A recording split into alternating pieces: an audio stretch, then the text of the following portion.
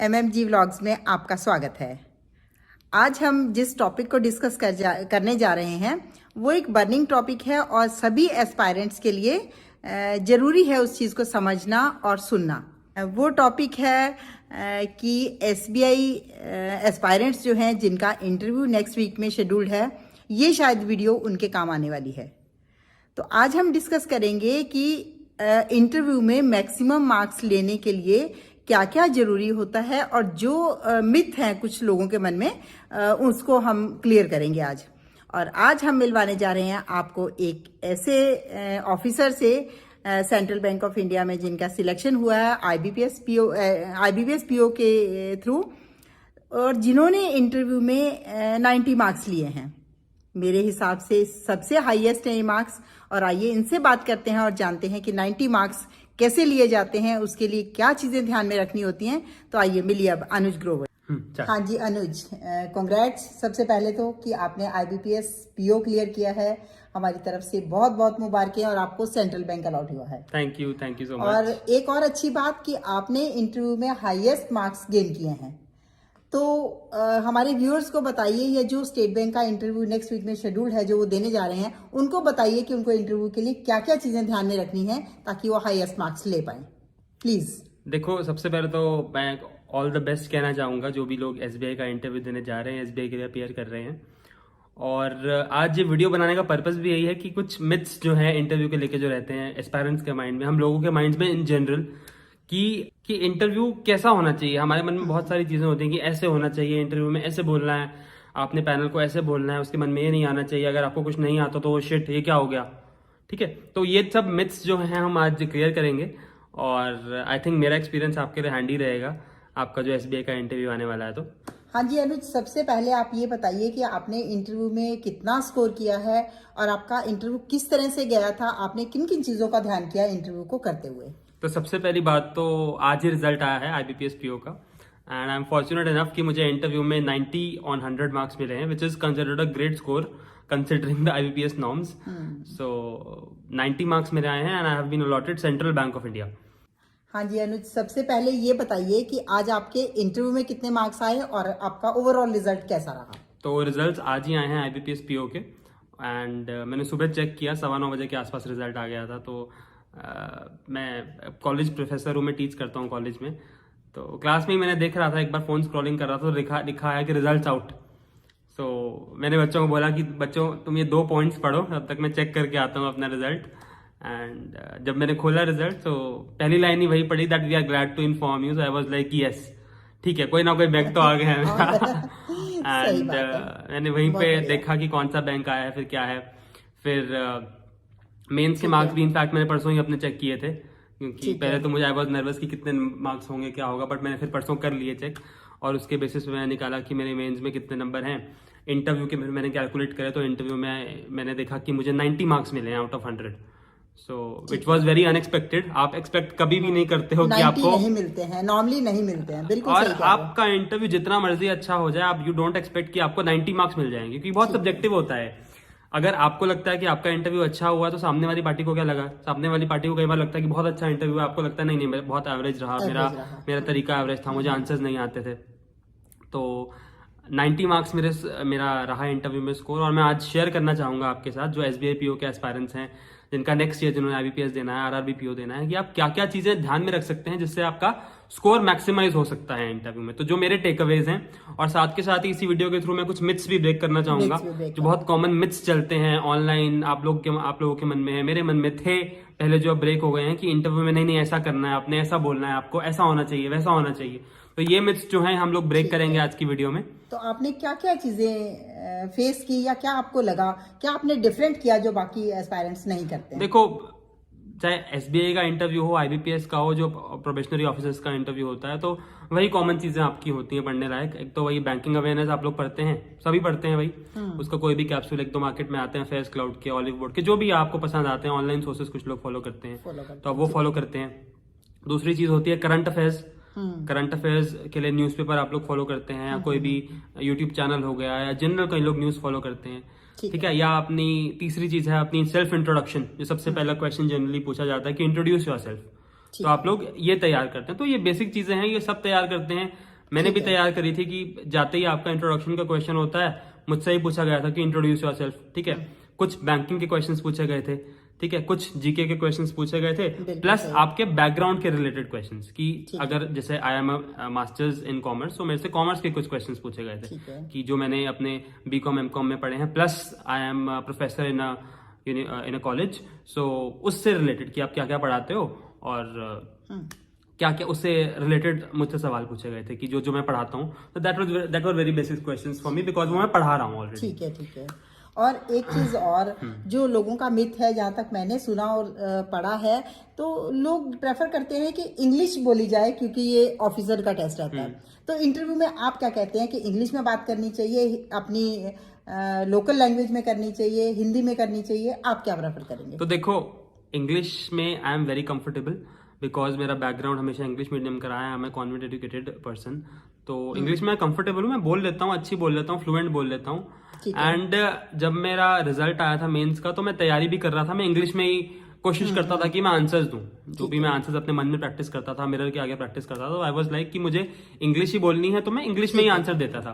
But वो जो 15, 20, 25 दिन मैंने तैयारी करी इंग्लिश के साथ, मैंने आंसर्स बोले, मैं इंग्लिश में अच्छे आंसर्स बोल भी रहा था, ऐसी बात नहीं है कि मैं हिचक रहा था, अड़ रहा था, बट मैं उतना कॉन्फिडेंट फील नहीं कर रहा था।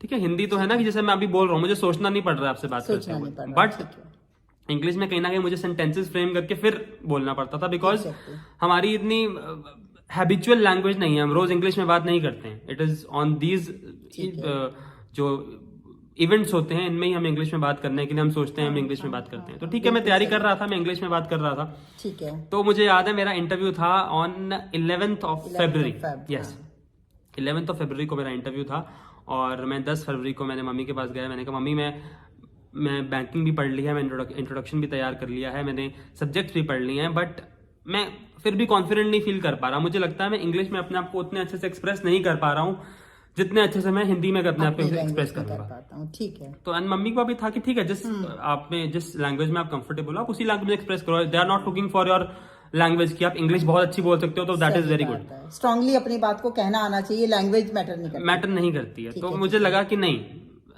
मैंने 25 दिन तैयारी करने के बाद, 25 दिन इंग्लिश में प्रैक्टिस करने के बाद सोचा कि नहीं, I will go for Hindi. मैं हिंदी में बातचीत करूंगा, नॉट जस्ट पूरी हिंदी, मिक्स रखूंगा, 50-50।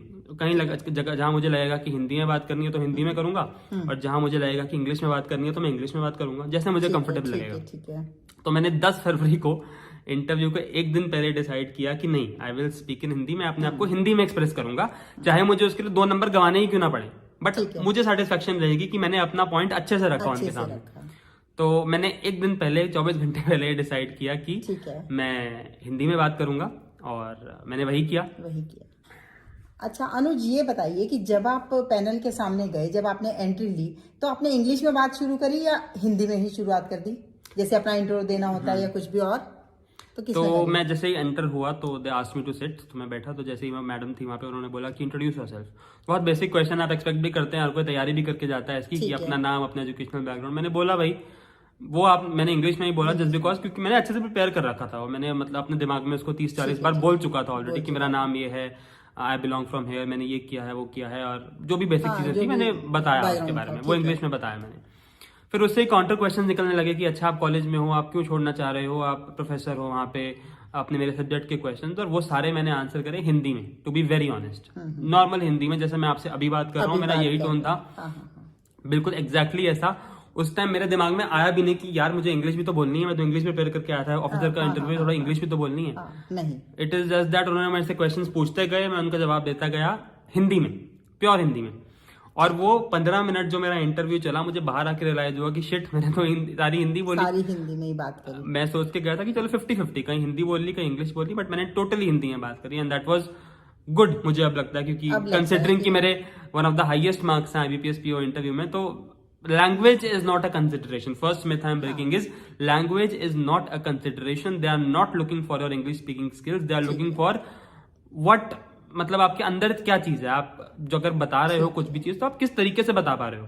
अब एक चीज और बताइए कि आपका कॉन्फिडेंस लेवल कैसा होना चाहिए जब आप पैनल के सामने अपने आप को मतलब पेश करते हो, तो जब आप बैठते हो उनके सामने तो आपका कॉन्फिडेंस लेवल, क्योंकि कहीं ना कहीं कई बच्चे नर्वस हो जाते हैं, कुछ हालांकि उनसे कुछ पूछा नहीं जाता, अभी स्टार्टिंग में ही नर्वस हो जाते हैं, तो उस केस में आप क्या कहना चाहोगे कि बंदे को किस तरीके से कॉन्फिडेंस अपने आप में लाना है ताकि वो मेंटली प्रिपेयर रहे कि मुझे कॉन्फिडेंट रहना है? देखिए, नर्वस होना तो बहुत स्वाभाविक सी बात है। आप इंटरव्यू देने जा रहे हैं, वहाँ पे डीजीएम्स बैठे होते हैं, retired DGMs, serving DGMs, AGMs बैठे होते हैं, तो नर्वस होना बहुत स्वाभाविक सी बात है।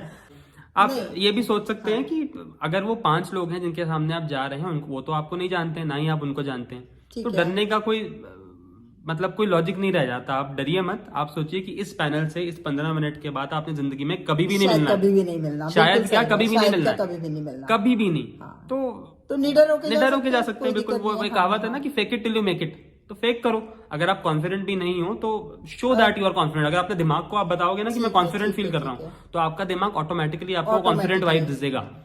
और ये बताइए कि इंटरव्यू में जो सवाल आपसे पूछे गए, क्या आपने 100% उनका आंसर किया? क्योंकि आप कॉन्फिडेंट तो थे ही, तो क्या आपने 100% क्वेश्चन का आंसर किया? मिथ नंबर 2, हाँ, जो मैं डिबंक, मिथ नंबर 3, क्योंकि कॉन्फिडेंस रखना भी ये एक मिथ है। मिथ नंबर 3 जो मैं डिबंक करना चाहूंगा, दैट इज कि आपको सब कुछ आना चाहिए इंटरव्यू में। आपके लोग जनरली मैं देखता हूँ, मैं देख भी रहा था अपने इंटरव्यू से पहले, जो इंटरव्यू एक्सपीरियंसेस आते रहते हैं, कि लोग कहते थे कि यार मेरे से 13 क्वेश्चंस पूछे, मैंने तो 11 ही जवाब दिए, मैंने तो 2 क्वेश्चन मेरे से रह गए, कि यार मैंने तो 15 क्वेश्चन उन्होंने पूछे, 15 में से मैं तो 9 ही का आंसर दे पाया, तो बहुत गलत हो गया। मैं तो 6 क्वेश्चन के आंसर ही नहीं दिए, मैं तो दोनों बोलता गया। तो मुझे भी था कि ऐसा नहीं करना है यार, आपको आना चाहिए आंसर। कि अगर आप ऑफिसर का इंटरव्यू देने गए हो, तो अगर उन्होंने पूछा है तो आपको आना चाहिए आंसर। तो ऐसा ही हुआ मेरे साथ भी। क्या हुआ, मैं आपको एक्सपीरियंस शेयर करना चाहूंगा अपना।